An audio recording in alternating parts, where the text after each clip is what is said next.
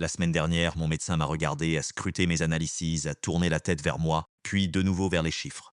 Il m'a dit: Carmen, vous avez la vitalité d'une femme de 50 ans. Qu'est-ce que vous faites? Je lui ai souri. Et j'ai pensé: si seulement tu savais aujourd'hui, je vais vous dire ce que personne de mon âge n'ose raconter. Accrochez-vous. Parce que ce que j'ai découvert à 70 ans a changé ma vie et pourrait changer la vôtre. J'ai 79 ans, je m'appelle Carmen. Je vis à Lebrija, une petite ville d'Andalousie, dans une maison avec un patio plein de géraniums. Je suis veuve depuis 6 ans. Mon mari, Paco, est mort en février 2019. 43 ans ensemble. 43 ans à dormir dans le même lit, à nous connaître par cœur nos silences, nos manies, nos peurs qu'on ne confie même pas au curé. Quand il est parti, j'ai cru qu'une partie de moi s'en allait avec lui. Je pensais que ma vie désormais serait tranquille, solitaire, repliée sur elle-même. Comme tout le monde me le disait: Carmen, maintenant tu vas te reposer. Tu as bien mérité la paix.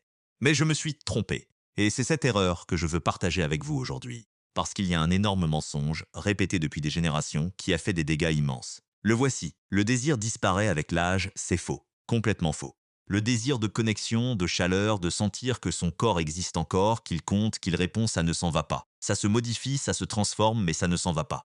Pendant 2 ans après la mort de Paco, je me suis éteinte sans m'en rendre compte. Ce n'était pas seulement de la tristesse, c'était autre chose. Mon dos me faisait plus mal. Je dormais mal. Je perdais du poids sans le vouloir. Mes filles disaient: Maman, tu as l'air fatiguée. Mais voisine Carmen, tu es toute pâle. Un jour, ma médecin traitante, une femme de confiance, pas le jeune docteur de la semaine dernière, m'a posé une question que personne ne m'avait jamais posée. Elle m'a demandé, très doucement: Carmen, Carmen, et comment ça va, dans ce sens-là, dans ce sens-là? J'ai compris tout de suite, et j'ai éclaté en sanglots.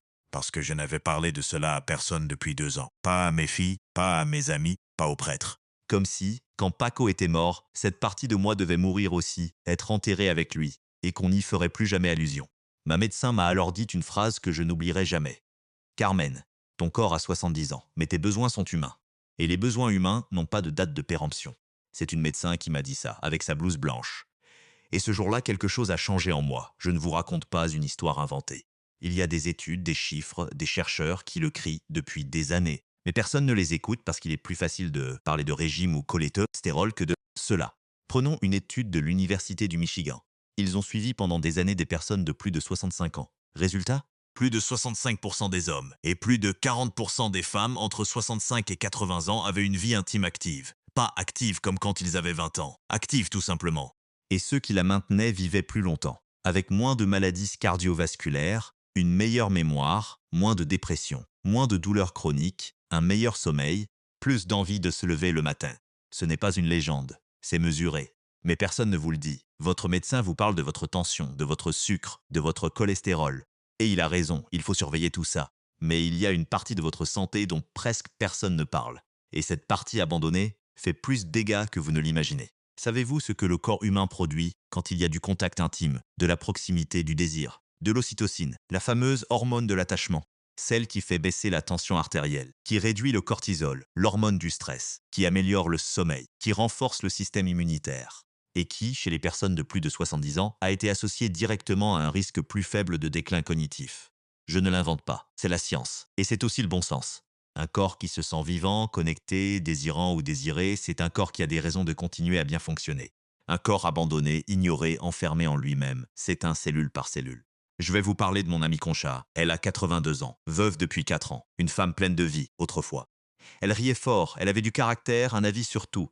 En 2 ans, elle s'est éteinte, elle a grossi. Sa tension a grimpé en flèche, une angoisse qu'elle ne savait pas expliquer.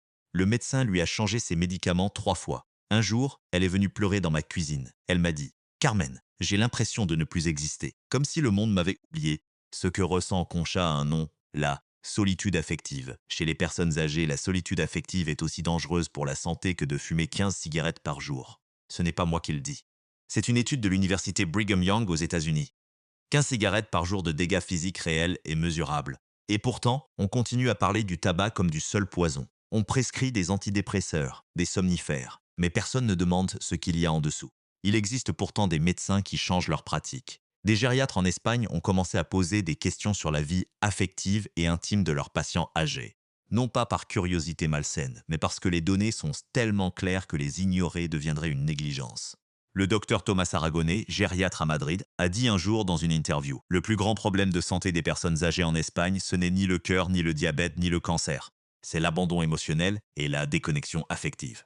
Tant qu'on traitera les symptômes physiques sans toucher à cette racine, on fera du rapiessage, pas de la guérison. Je sais ce que vous pensez. Certains d'entre vous sont seuls, sans partenaire et n'en cherchent pas. Vous vous dites, très bien, Carmen, mais moi, je fais quoi? Je vous réponds ce que ma médecin m'a répondu. L'intimité a de nombreuses formes. Elle peut consister à vous appliquer une crème sur la peau chaque soir, lentement, avec attention, comme si votre corps méritait du soin parce qu'il le mérite. Elle peut consister à dormir avec des draps que vous aimez, à la température qui vous plaît, sans avoir de compte à rendre à personne. Elle peut être un câlin à vos enfants, vos petits-enfants, une amie. L'ocytocine ne fait pas la différence entre les câlins. Le corps sait seulement qu'il est aimé. Elle peut être la curiosité. Lire des livres qui vous allument la tête. Écouter de la musique qui vous remue les tripes. Chercher des conversations vraies. Celles qui font un peu mal, mais vous laissent penser. L'intimité, c'est ne pas se rendre. Je ne parle de rien d'autre que de ce qui est parfaitement naturel, parfaitement sain, parfaitement digne. Je parle de ce que les êtres humains ont toujours eu besoin depuis qu'ils sont humains. Seulement, plus personne n'en parle après 70 ans. Comme si, à un certain âge, on cessait d'être une personne pour devenir autre chose. Un grand-père, une grand-mère, une figure décorative sur la photo de Noël. Eh bien moi, je suis une femme de 79 ans, une femme entière, avec une histoire, un présent et Dieu merci, un avenir. Mon corps m'appartient toujours, mes besoins sont toujours réels. Et je n'ai pas à me taire pour que les autres soient à l'aise. Je veux parler des hommes, parce que ce n'est pas qu'une affaire de femmes. Les hommes âgés souffrent aussi, mais différemment. On exige d'eux qu'ils restent en forts, qu'ils ne montrent pas leur vulnérabilité. Quand leur corps change, comme il change toujours avec les années, beaucoup se ferment, ont honte, cessent de chercher, cessent de demander. Et ce repli leur fait autant de mal que l'abandon vécu par tant de femmes. Mon Paco était comme ça, il taisait les choses. Il se débrouillait seul. Il y a eu des années où je devais tendre la main à la première, sans mots, sans explication, juste être là. Et lui, il recevait. Et quelque chose en lui se relâchait comme quand on pose un fardeau qu'on a trop longtemps porté. Cela aussi, c'est de l'intimité. Ce langage sans mots, construit avec les années, entre deux personnes qui se connaissent vraiment. Cela m'a manqué, bien sûr. Mais j'ai appris que manquer ne signifie pas se rendre. On peut honorer ce qui fut et continuer avec ce qui est. Moi, mon corps, mes 79 ans bien vécus, et encore beaucoup de jours devant moi. J'ai des amis qui me disent que depuis leur veuvage, elles ne se sont plus même pas touchées avec une fleur. Elles sentent qu'elles n'en ont plus le droit, que ce serait une trahison envers la mémoire du mari. Je comprends ce sentiment, je l'ai eu aussi, mais il faut le questionner. Votre corps n'est pas un monument à la mémoire de quelqu'un. Il est à vous. Il mérite d'être soigné, écouté, habité avec respect et tendresse. Cela n'enlève rien à celui ou celle que vous avez aimé. Au contraire, Paco, où qu'il soit, préfère me voir vraiment vivante plutôt qu'une ombre qui attend. Il m'a connue pleine d'envie de vivre. C'est ce que je veux rester. Avant de finir, je veux vous parler de la nuit, du moment où l'on se couche. Pour une personne âgée qui vit seule, le lit peut être l'endroit le plus solitaire du monde, ou un espace intime, à soi, où l'on termine la journée avec soi-même, où l'on prépare le lendemain. J'ai appris à faire de ce moment quelque chose qui m'appartient. Je mets de la crème sur mes mains, lentement. J'écoute un peu la radio, la voix humaine le soir tient plus compagnie que la télé. Je lis quelques pages, et avant de m'endormir, je pense à quelque chose de bien dans ma journée. Une petite chose, un bon café, un appel de ma petite fille. Le soleil qui est entré par la fenêtre en milieu de matinée. Ça semble une banalité, mais ça maintient le cerveau orienté vers la vie. Et un cerveau orienté vers la vie vieillit différemment d'un cerveau qui n'attend que le passage du temps. Les neuroscientifiques appellent cela l'activation du système de récompense. Le cerveau, quand il cherche ce qui est bon, libère de la dopamine. Et la dopamine ne vous fait pas seulement vous sentir bien sur le moment. Avec le temps, elle change littéralement la structure du cerveau. Elle le rend plus résilient, plus capable de s'adapter, plus jeune dans son fonctionnement. Tout ça, pour quelques secondes de pensée positive avant de fermer les yeux. 79 ans que je vis dans ce monde et j'apprends encore. Ça aussi, c'est un signe de vie. Le jour où on cesse d'apprendre, ce jour-là, on commence vraiment à vieillir par l'intérieur. Pas quand les rides apparaissent, pas quand les genoux font mal, quand on cesse de vouloir en savoir plus. Moi, je veux en savoir plus, et je veux que vous aussi, vous le vouliez. Il y a une étude publiée dans le British Medical Journal. Ils ont suivi pendant 8 ans des personnes de plus de 65 ans. Résultat, celles qui maintenaient une vie intime active, sous quelque forme que ce soit, avaient un risque de mortalité significativement plus faible, toutes causes confondues. Pas seulement certaines maladies. Dans l'ensemble, elles vivaient plus longtemps et mieux. 8 ans de suivi, des milliers de personnes, des résultats clairs. Et pourtant, si demain vous dites à quelqu'un de votre entourage qu'à votre âge, vous avez encore cette part de vous active, on vous regardera bizarrement, on rira, on changera de sujet. Parce que nous avons construit une idée de la vieillesse si pauvre, si vide, si terne, que quand la réalité ose être plus riche que cela, elle nous dérange. Tant mieux si elle dérange. La vérité n'a pas à être confortable pour être vraie. J'ai 79 ans.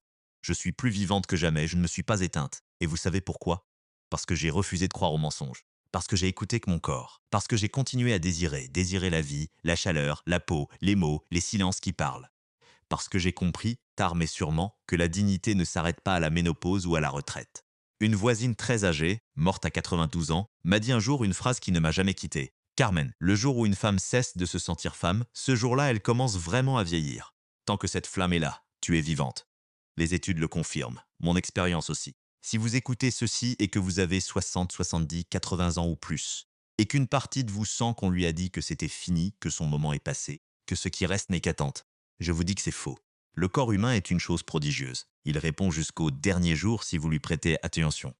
Le besoin de proximité, de chaleur, de se sentir vivant dans sa propre peau est aussi légitime à 80 ans qu'à 30 ans. Il y a des façons d'honorer ce besoin, des façons qui sont complètement vôtres, complètement dignes, complètement saines. Le silence sur ces choses ne nous protège pas, il nous fait du mal.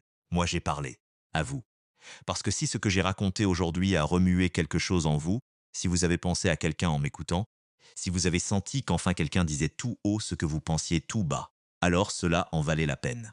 Prenez soin de vous. N'arrêtez pas de vivre. Alors, je vous le demande et répondez-moi honnêtement.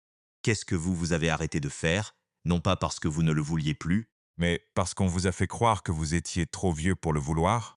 et si vous pouviez reprendre une seule de ces choses, par où commenceriez-vous demain matin? Silence, un sourire, et la liberté de recommencer.